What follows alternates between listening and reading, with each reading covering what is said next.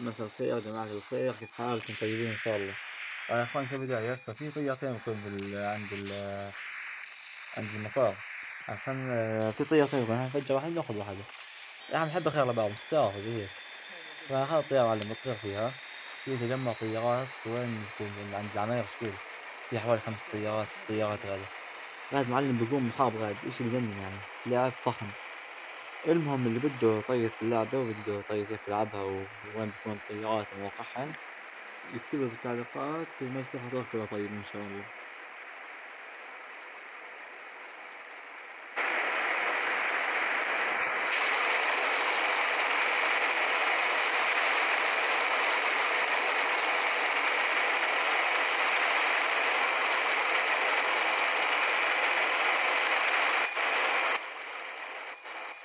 يعني اللعبة يا إخوان فيها واقعية بتخوف، شوف كيف صار يجمع على الهدف، يعني نفس الحقيقة بالضبط.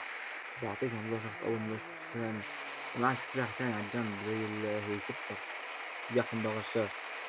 صواريخ يعني لعبة على الأول يعني، وقصف من تحت كيف تحت معلم، شغل قصف. تفتحها كيف عن طيارات فناش تنزل صواريخ من تحت 3 صواريخ زيك نفس الطريقة هاي.